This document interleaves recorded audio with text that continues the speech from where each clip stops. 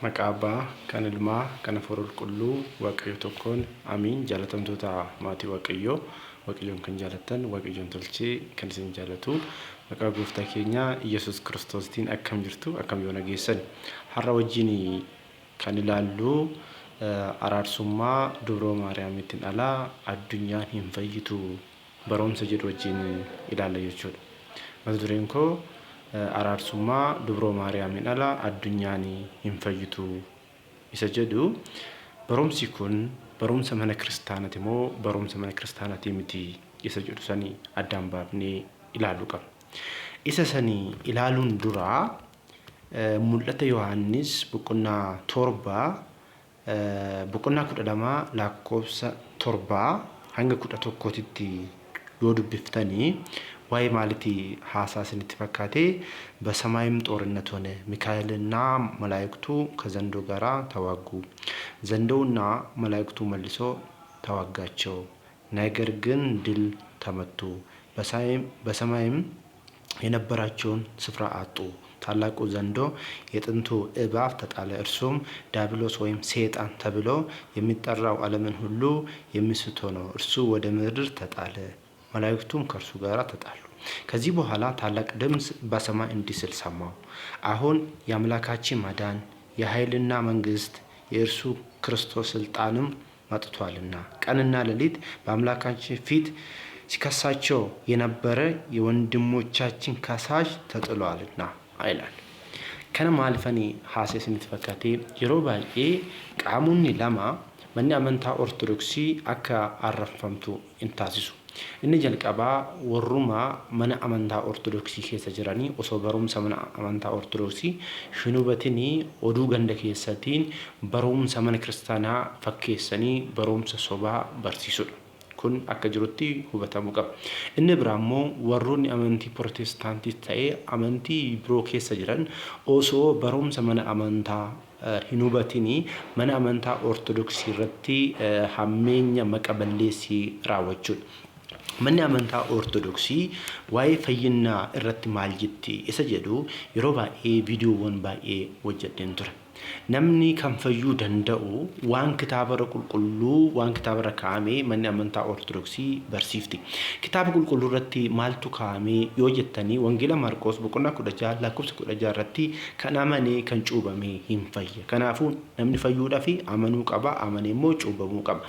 Maal amanuu qaba yoo jenne immoo doogmaawwan kan jedhamanii iccitii sillaasee iccitii foon uffachuu iccitii cuuphaa iccitii qurbaanaa fi iccitii du'aa ka'umsa isa wal qabatee barumsa baay'eetu jira waan ta'eef barumsa saniin baratee hubatee amanee ilma waaqayyootti amanee cuubamaa jechuudha. Cuuphaadhaan immoo ilmummaa sillaasee argataa Kiristoos wajjin tokko ta'aa Kiristoosin uffataa jechuudha. Sanaan booda immoo dhiigaa fi foon gooftaa nyaachuudhaan Kiristoos wajjin tokko ta'a. Wangeela Yohaannis boqonnaa 6 lakkoofsa 51 hanga dhumaatti wal biftanii gooftaan keenya Kiristoos namni dhiigaa fi foon koo nyaate namni dhiiga koo dhufe foon koo nyaate na wajjin jiraata anillee immoo isa keessan jiraadha jedheera. Bara dhumaattis immoo du'aa nan kaasaa jedheera Kiristoos. Kanaaf dhiigaa fi foon gooftaa nyaachuudha. Inni biraa immoo boru akka ergamootatti hin kaana jenneetoo amannaa jechuudha nuti. Amanna jechuudha. Namni kana fudhatee kana raawwatee amanee cuubamee dhiigaa fi foon gooftaa fudhatee araarsummaa qulqullootaa immoo isa barbaachisaa. Maaliifuu biyya lafaa kanarra yeroo deddeebi'utti cubbuu raawwachuu danda'a. Cubbuu kanaaf immoo waaqayyoodhaan dhiifama naa godhi jedhee waaqayyoon araara hin gaafata.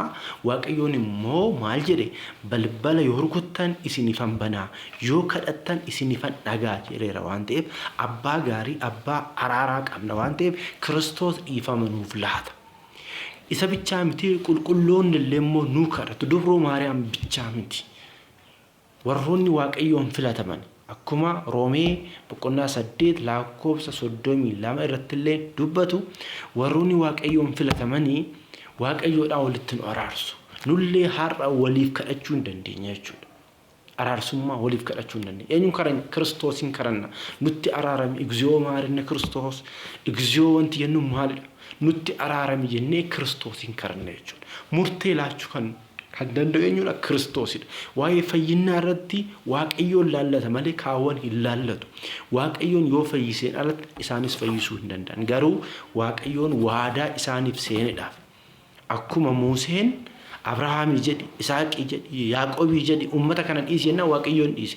Har'allee cubbuu nuti raawwanneef ergamoonnis ta'ee dubroo Maariyaam gara amantiitti akka cimnu, gara Kiristoositti akka dhannu maalitti nu geessu? Gara Kiristoositti nu geessu.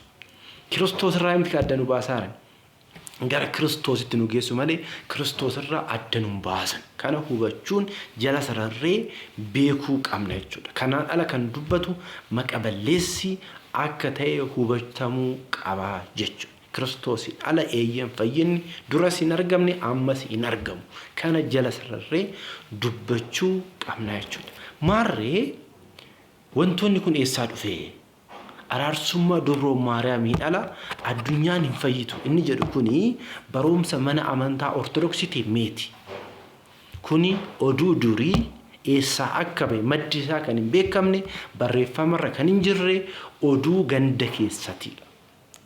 Eeyyeen araarsummaa dubroo Maariyaamiitiin namni fayyuu danda'a, fayyuu danda'a. Akkamitti waaqayyoodhaan walitti nu araarsuu dandeessi waan ta'eef. Garuu waa'een fayyinaa, waa'ee murtii laachuu dubroo Maariyaamis ta'ee, ergamootas ta'ee, wareegamtootas ta'ee isaan bira hin jiru. Dhugaadha gooftaan keenya Kiristoos gaafa murtiidhaaf dhufuyyuu teessoowwan Israa'el 12 irra teessan hin murteessitan kan jedhe barumsa isin barsiiftan santu murteessaa jechuudha Kiristoos. Duuka bu'oonni waa'ee Kiristoos nu barsiisaniiru. Akkamitti akka deddeebi'uu qabnu. Firiiwwan lubbuutii fi firiiwwan foonii yookiin cubbuu kam akka ta'e adda baasanii nutti himanii jiru. Kana godhaa kana dhiisaa nuun jedhaniiru. Akka isaan dubbatanitti sagalee waaqayyoo san hojiirra yoon olchine sagalee santu nutti murteessaa jechuudha. Wanta santu nutti murteessaa jechuudha. Ilma waaqayyootti amanuun keenya kan mirkanaa'u wanti ilmi waaqayyoo nuun jedhe sanii hojiirra yoo olchineedha jechuudha. Namni machaa'u, namni sagaagalu, namni nama ajjeesu mootummaa waaqayyoo hin galan jennu nuti. Har'allee ta'ee barumsi mana amantaa Ortodoksii, Ortodoksoonni hundi isaaniitu gannat galullee hin jedhamu, gannat hin galullee hin jedhamu. Suni kan waaqayyooti. Garuu karaan barumsi mana amantaa Ortodoksii karaa ittiin jireenya bara baraatti seennudha jennee fudhanna. Akkas jettee barsiifti manni amantaa Ortodoksii. Araarsummaan ergamootaa waaqayyoodhaa walitti nu fida malee waaqayyoorra adda kan nu baasuu miti jechuudha. Kanaafidha warroonni ergamoota irratti seexana kan jedhame Daabiloos akkuma ergamoota jidduutti jechuudha jibbiinsa facaasaa ture, soba facaasaa ture, har'a immoo biyya lafaatitti gadi darbatamee jira jedha. Galaana kan jedhamti laphee namaati. Laphee namaa qabatee jira. Laphee namaatirra bulee jira. Soba dubbataa jechuudha. Kanaafidha Ortodoksiin akkana hin goone, Ortodoksiin akkana jetti, hin jenne wanta akkas hin jiru. Manni amantaa Ortodoksii immoo kan ittiin madaalamtu kana duras jedheera. Inni jalqabaa kitaaba qulqulluudha. Ittiin madaalamtu kitaaba qulqulluudha. Inni lammaffaa immoo amantaa abbootati. Kaniin lamaanidhaan madaalamti. Kitaaboleen kuuwwan seenaa ta'uu danda'a, dogongorri jiraachuu danda'a. Inni abbootaan ilaalamee yaa'ii abbootatiin maal ta'a furmaata argachuu danda'a. Kanaaf warri Protestaantii osoo ofii miila lamaan hin dhaabatin Ortodoksii mormuudhaaf iyyuu hamileen qabdan. Dhugaa yoo dubbanne jechuudha. Kitaabumti qulqulluun har'a isin qabattan kunuyyuu kan manni amantaa Ortodoksii isiniif dhiyeessiteedha. Ishee rumaa fudhattaniit ishee arrabsaa jirtu jechuudha. Amantaan Ortodoksii namaan kan hundeeffamte miti. Kiristoosidhaan hundeeffamte. Dhiiga isaatiin hundeeffamte. Dhiiga isaatiin hundeeffamte. Kanaaf barumsa dogongoraa oduu garagaraa eessa akka bahe manni amantaa Ortodoksiin beektu barreeffamarra hin jiru oduudha jechuudha. Dubroo Maariyaam gara Kiristoositti nu fiddi malee nu fayyiftii miti. Ka fayyisuu danda'u waaqayyoodha. Ergamoonni siin fayyisan gara Kiristoositti gaafa nu fidan maal taana hin fayyinaa jechuudha. Gaafa Kiristoos kallattiidhaan Kiristoos karachuu hin dandeenya. Garaa ergamootaatiin illee Kiristoos bira dhaquu hin dandeenya. Deemnee Kiristoos biratti wal ga'uu keenya jechuudha. Kiristoos dhiifama nu godha jechuudha. Ergamootaa jedhee kitaabni qulqulluu waa'ee kanaa hin dubbata. Waa'ee kanaa hin dubbata. Qulqulluun Phaawulos nuti ergamtoota waaqayyoo kanaan booda Kiristoosii walitti araaramaa jennee Kiristoosin isin kadhanna jedheera. Kanaaf haala saniin haa hubannu. Waaqayyoon abbaan jaalalaa hunda keenya wajjin haa ta'u.